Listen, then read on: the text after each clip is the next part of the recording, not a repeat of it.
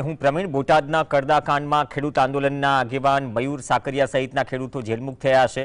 સાકરિયાએ કહ્યું કે ખેડૂતોના કરદાના મુદ્દે ત્યાં ગયા હતા, સરકાર તાનાશાહી કરી રહી છે, છતાં ખેડૂતોનો અવાજ અમે ઉઠાવતા રહીશું। ભારતીય ન્યાયતંત્ર પણ તેમને પૂરો ભરોસો દર્શાવ્યો। ન્યાયતંત્રે તેમને જેલમુક્ત કર્યા છે, જે ન્યાય અને સત્યનો વિજય તેમને ગણાવ્યો। 84 ખેડૂતો સામે આક્ષેપ કરવામાં આવ્યો છે, ત્યારે કેટલાક અસામાજિક તત્વોએ મોઢે રૂમાલ બાંધી અમારા આંદોલનને બગાડવાનો પ્રયાસ કર્યો તેવું ખેડૂત આગેવાને કહ્યું કે અમારા આંદોલન અને વિરોધને સરકાર દ્વારા દબાવવાનો પ્રયાસ થઈ રહ્યો છે।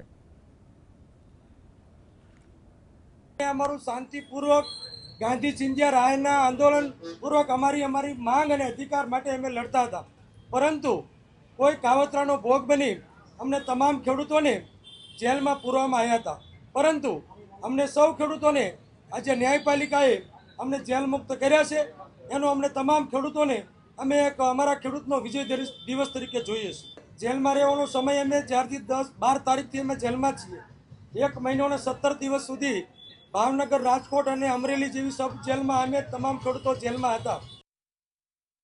જેલમાંથી છૂટવાથી ખેડૂતોને અત્યાચાર થયો તો એમાં છુટકારો મળ્યો છે, સત્યની જીત થઈ છે।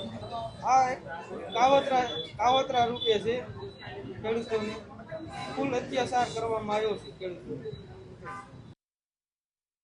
ખેડૂતે ઘણું બલિદાન દીધું છે, જેલમાં જઈને કપાસનો કડદાકાંડ પણ બંધ કરાવ્યો છે અને ખેડૂતને સાચો ન્યાય આપ્યો છે। કપાસ માટે થઈને ખેડૂતે કડદા આંદોલન માટે ઘણું આયોજન કરી અને અમને જેલમાં ધકેલવામાં આવ્યા।